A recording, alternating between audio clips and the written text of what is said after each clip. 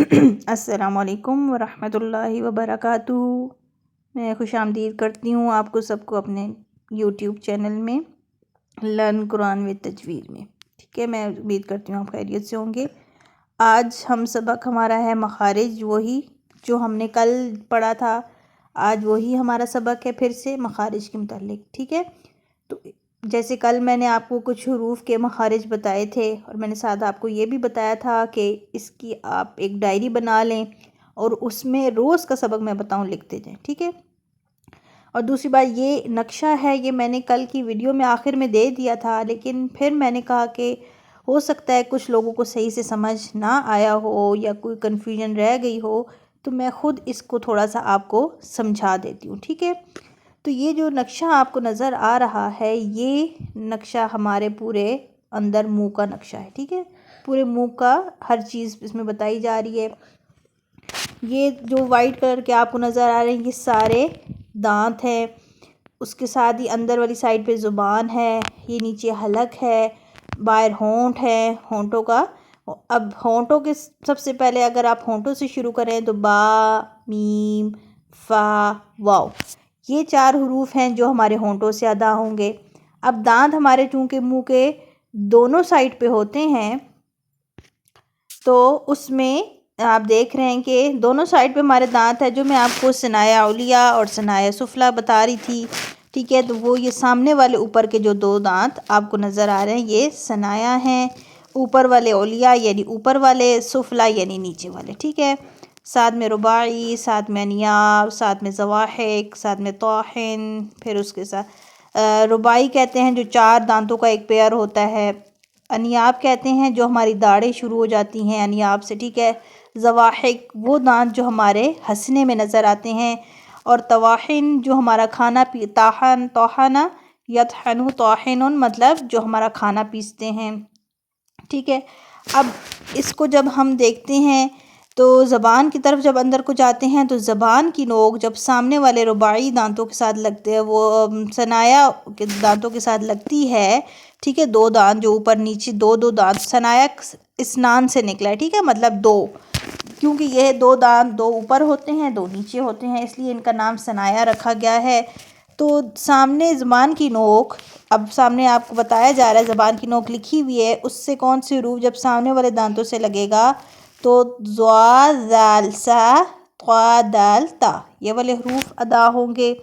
ٹھیک ہے، اب جو زبان کا کنارہ ہے، ٹھیک ہے، اس کو آپ دیکھ لیں، کروٹ زبان، اس میں جب وہ ان داڑھوں کے ساتھ لگتا ہے، پیچھے والی داڑھوں کے ساتھ، چاہے ایک سائڈ سے لگے، کیونکہ دونوں سائڈوں سے تو ممکن نہیں ہے کہ ایک ہی حرف ادائیگی میں، ایک حرف کی ادائیگی میں دونوں طرف کے جو کنارے ہیں وہ دونوں داڑھوں سے لگے، ایسا ممکن نہیں ہوتا، کیونکہ ایک وقت میں ایک ہی زبان کا کنارہ ایک ہی سائڈ کی داڑھوں کے ساتھ لگ سکتا ہے۔ اب چاہے آپ کی دائیں سائڈ سے لگے چاہے بائیں سائڈ سے، ٹھیک ہے، ضاد کی ادائیگی صحیح ہو جائے گی۔ ٹھیک ہے، اور زبان کا جو بیچ ہے اس میں آپ دیکھ لیں کہ طرف لسان، ٹھیک ہے نا، یہ جو آپ کو چھوٹے چھوٹے سین، لام، نون، را نظر آ رہے ہیں نا، یہ طرف لسان، زبان کا جو ایک حصہ کونے والا آ جاتا ہے اس کو کہتے ہیں، اس سے لام، نون، را اور سین ادا ہوتے ہیں۔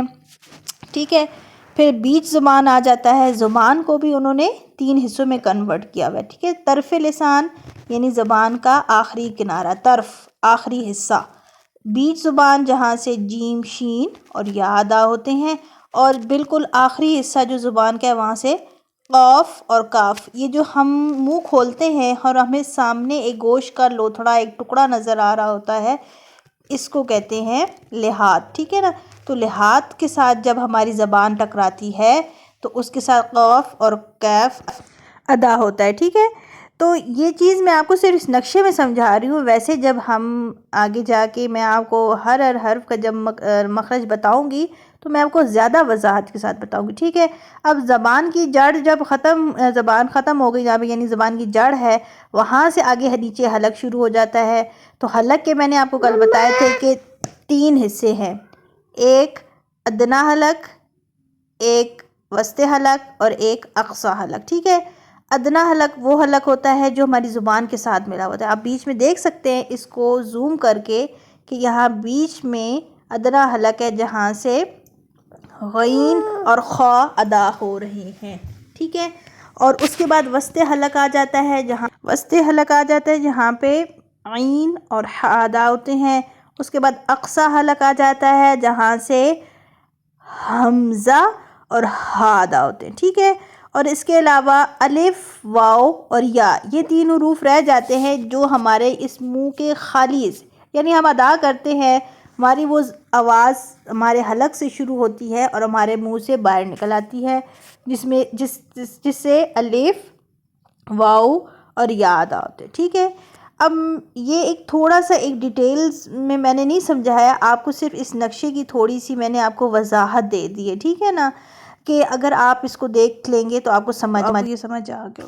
تو اب ہم اپنا سبق، جو ہمارا سبق ہے، ہم وہ شروع کرتے ہیں، ٹھیک ہے۔ کل میں نے آپ کو ہا، یعنی یہ پتلا ہا جو اوپر لائن ختم ہو رہی ہے وہاں تک میں نے کل آپ کو مخارج بتائے تھے۔ آج ہم اپنا اگلا مخرج شروع کرتے ہیں خا سے۔ خا جو نقطے والا ہے، اب اس کا اور پتلے ہا کا فرق ہے، ٹھیک ہے۔ پتلا اور موٹا ہونے کا یہ آپ فرق یاد رکھ لیں۔ اور اس کا مخرج کیا ہے، میں نے آپ کو ابھی جو حلق کے 3 حصے بتائے تھے، ٹھیک ہے نا، اقصی حلق، وسط حلق اور ادنیٰ حلق، ٹھیک ہے نا۔ تو اقصی حلق کیا ہوتا ہے، جو بالکل ہمارے سینے کے ساتھ ملا ہوا ہوتا ہے۔ وسط حلق کیا ہوتا ہے، ہمارے حلق کا بیچ کا حصہ۔ اور ادنیٰ حلق کیا ہوتا ہے، جو ہماری زبان کے ساتھ جو حلق ملا ہوا ہوتا ہے، ٹھیک ہے۔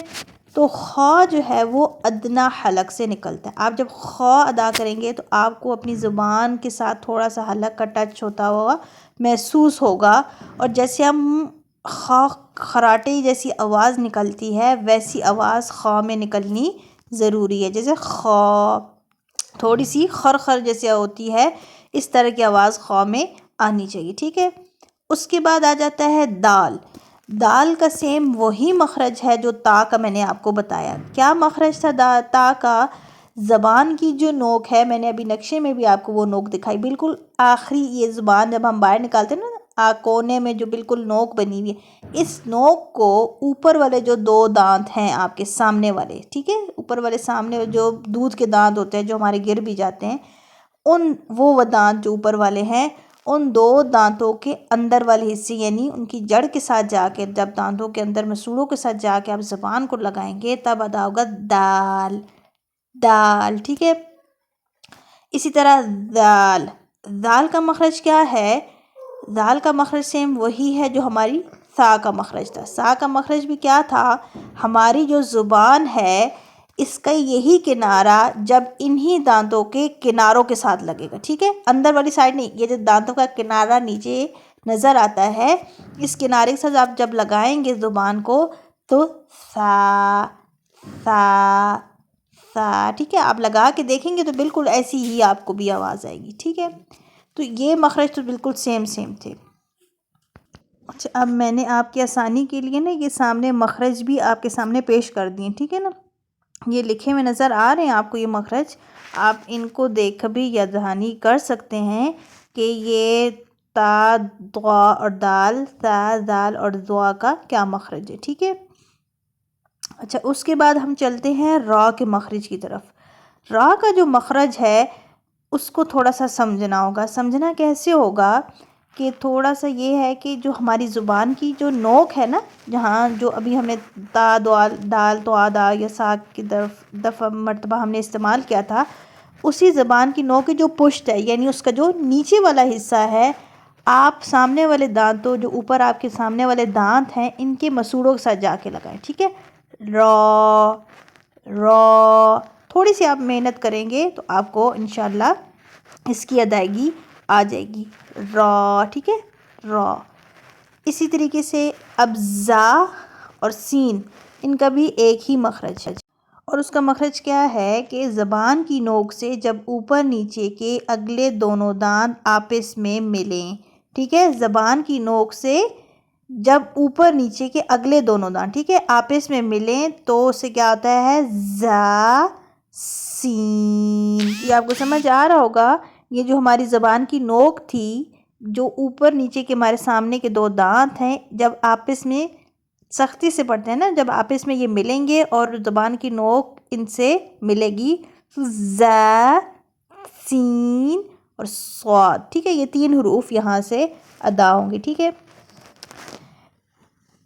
تو میں امید کرتی ہوں کہ آپ کو یہاں تک تو سمجھ آ گیا ہوگا، ٹھیک ہے۔ اب میں مزید اگلی لائن شروع کرتی ہوں تو ہماری ویڈیو تھوڑی لمبی ہو جائے گی، اس لیے ہم اپنی ویڈیو کو یہیں تک ہی ختم کرتے ہیں، اور کل کی ویڈیو میں انشاءاللہ اگلی لائن کے ہم سارے حروف کے مخارج پڑھیں گے۔ اب آپ کی آسانی کے لیے یہ میں اوپر تھوڑے سے مخارج اسی لیے کر رہی ہوں، سامنے دکھا بھی رہی ہوں آپ کو لکھے ہوئے بھی، تاکہ آپ کو بھی آسانی ہو سمجھنے میں، ٹھیک ہے۔ اس کے علاوہ اگر آپ کو کوئی بات ویڈیو میں سمجھ نہیں بھی آ رہی تو آپ مجھے کمنٹ باکس میں کمنٹ کر کے بتا سکتے ہیں کہ ہمیں یہ چیز سمجھ نہیں آ رہی، کائنڈلی آپ دوبارہ سے سمجھا دیں، تو کوئی مسئلہ نہیں ہے۔ میں آپ کی ایک استاد ہوں، ٹیچر ہوں، تو مجھے کوئی عار نہیں ہے دوبارہ سے آپ کو سمجھانے میں، ٹھیک ہے۔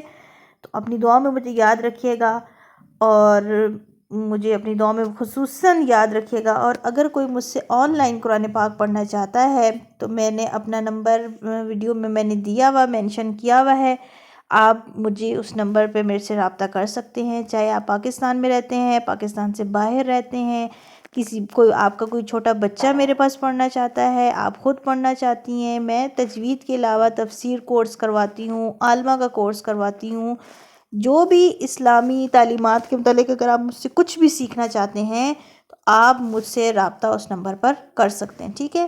یہ نمبر میرا اسکرین پہ آپ کو نظر آ رہا ہے، آپ اس نمبر پہ مجھ سے رابطہ کر رہے ہیں، اور اپنی دعا مجھے یاد رکھیں۔ اللہ حافظ، فی امان اللہ۔